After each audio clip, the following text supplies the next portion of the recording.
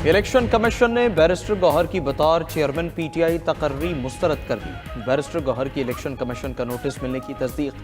بولے بڑی بدقسمتی ہے کہ ہم نے 2 بار انٹرا پارٹی الیکشن کروائے، الیکشن کمیشن نے دونوں بار ہمارے الیکشن تسلیم نہیں کیے اور باقی پارٹیز کے مانے گئے۔ اتنے عرصے بعد آج الیکشن کمیشن کا نوٹس ملا ہے کہ آپ کی تقرری تسلیم نہیں کرتے۔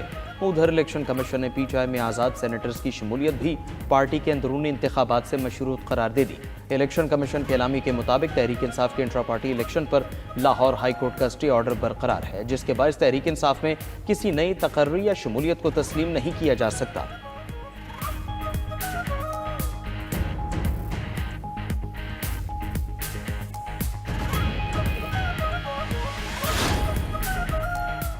پارلیمانی محاذ پر پی ٹی آئی کے غیر سیاسی اقدامات روکنے کے لیے اہم فیصلے۔ ریاست اور ریاستی اداروں کے خلاف بدزبانی، ڈائس کے گھیراؤ اور ہلڑ بازی پر رکنیت معطل ہوگی۔ سزا یافتہ مجرم بانی پی ٹی آئی کی تصاویر ایوان میں لانے پر بھی کارروائی ہوگی۔ ایوانوں کا تقدس یقینی بنانے کے لیے چیئرمین سینٹ اور اسپیکر قومی اسمبلی سخت اقدامات اٹھائیں گے۔ قائم مقام chairman senate Syedal Khan P T I کو دی گئی رولنگ پر عمل درآمد یقینی بنانے کی ہدایت کریں گے۔ بولے ان کی رولنگ سیاسی نہیں، آئین اور قانون کے مطابق تھی، اب تک برداشت کیا۔ آئندہ خلاف ورزی پر سینیٹرز کی رکنیت معطل کر دی جائے گی۔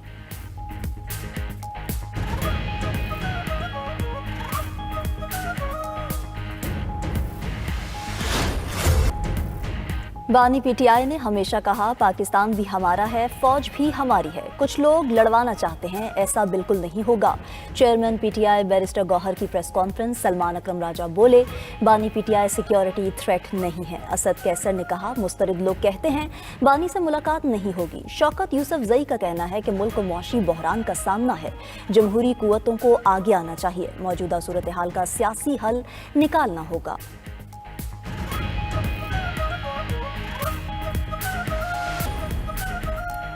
حوصلوں اور قربانیوں کی داستانیں ان کو سنائیں جو کہتے ہیں خان نہیں تو پاکستان نہیں۔ خواجہ آصف کا ایکس پر پیغام لکھا پاکستان کے لیے آگ اور خون کا دریا عبور کرنا پڑا تھا، لاکھوں شہید ہوئے، لاکھوں عصمتیں لٹی، کس طرح خون کی لکیر کو عبور کر کے پاک سرزمین پر سجدے کیے گئے۔ آج دہشت گردی اور بھارت کے خلاف جنگ میں ہمارے شہیدوں اور غازیوں کی زبان پہ ایک ہی نعرہ ہے، پاکستان نہیں تو ہم نہیں۔ معاون خصوصی اختیار ولی خان کا کہنا ہے پی ٹی آئی کھائی میں گر چکی، اب پاکستان اور بانی پی ٹی آئی میں سے کسی ایک کے انتخاب کا وقت آ چکا ہے۔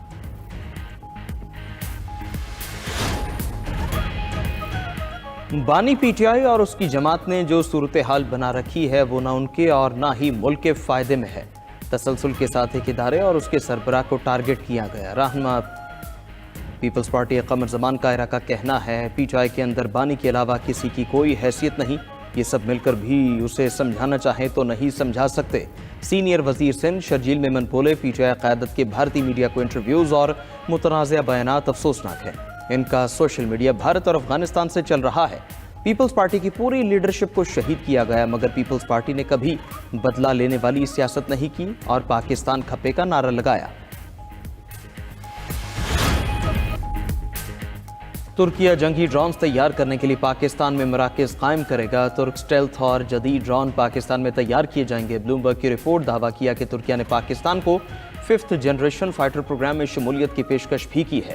اقدام کا مقصد مشرق وسطی اور بین الاقوامی دفاعی منڈیوں تک رسائی حاصل کرنا ہے۔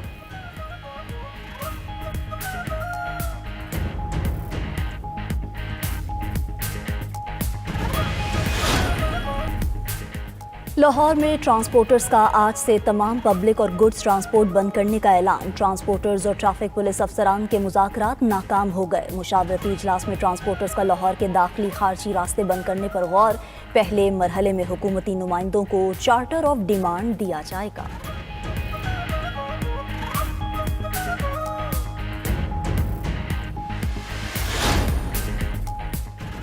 عمان رائل نیوی کا فلوٹیلا بحری مشق کے لیے کراچی پہنچ گیا۔ آئی ایس پی آر کے مطابق پاکستان اور عمان کی 2 طرفہ بحری مشق سمر الطیب 2025 میں شرکت۔ مشترکہ مشق کا مقصد میری ٹائم سیکیورٹی تعاون مضبوط بنانا ہے۔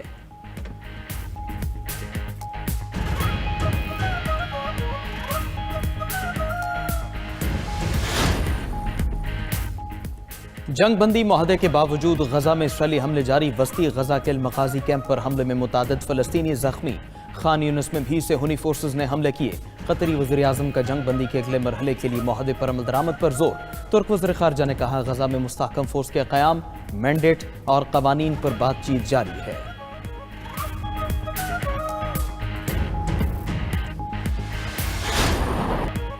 یوکرین پر روسی حملوں میں شدت، یوکرین کی دفاعی صلاحیت کو شدید دھچکا۔ روسی حکام کے مطابق 24 گھنٹوں میں روسی حملوں میں 1450 یوکرینی فوجی ہلاک ہو گئے۔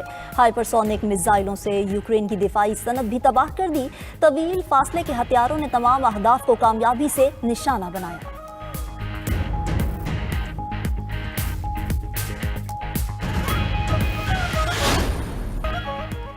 روسی صدر پیوٹن کا دورہ بھارت۔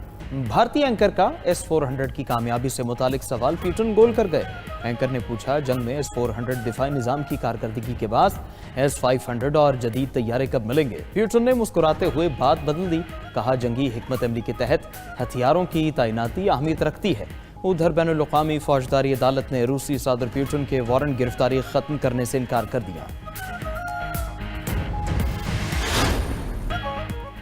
امریکی سفیر کا ایران میں 2 بار رجیم چینج کی کوششوں کا اعتراف۔ ترکیہ میں امریکی سفیر ٹام بیرک نے کہا کہ امریکہ سن 46 سے اب تک 93 بار مختلف ممالک کی حکومت کی تبدیلی یا بغاوت میں شامل ہوا، لیکن ہر بار تجربہ ناکام رہا۔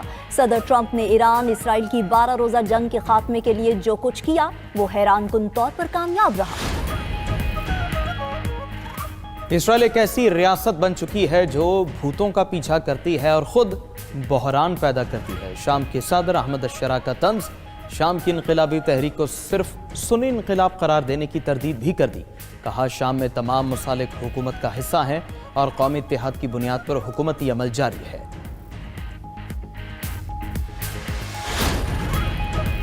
فرانس میں ڈرائیور نے نشے کی حالت میں گاڑی ہجوم پر چڑھا دی، 15 افراد ہلاک، متعدد زخمی۔ خبر ایجنسی کے مطابق واقعہ علاقے سینٹ اینڈ میں کرسمس کی تیاریوں کے دوران پیش آیا۔ پولیس نے 45 سالہ ڈرائیور کو موقع پر ہی گرفتار کر لیا۔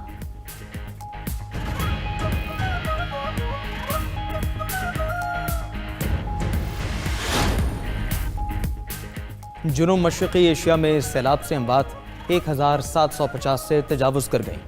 انڈونیشیا میں 908 افراد ہلاک، 410 لاپتہ ہیں۔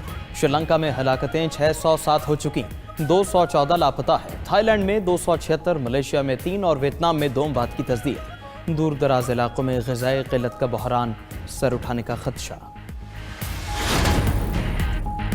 امریکہ 2 لاکھ افغان پناہ گزینوں کو ملک بدر کرنے پر غور کرنے لگا۔ سینئر مشیر امریکی محکمہ جنگ اسٹورٹ شیلر کا کہنا ہے کہ افغانیوں کی ملک بدری پر وائٹ ہاؤس میں بحث جاری ہے۔ بائیڈن دور میں 2 لاکھ کے قریب افغان پناہ گزین امریکہ سابقہ حکومت نے دشمنوں کو ملک میں داخل ہونے کی اجازت دی۔ یہ ناکامیاں نیشنل گارڈ کے حالیہ قتل سے براہ راست منسلک ہیں۔ افغانیوں کی ملک بدری کے مشن کو محکمہ جنگ، ہوم لینڈ سیکیورٹی اور محکمہ خارجہ انجام دیں گے۔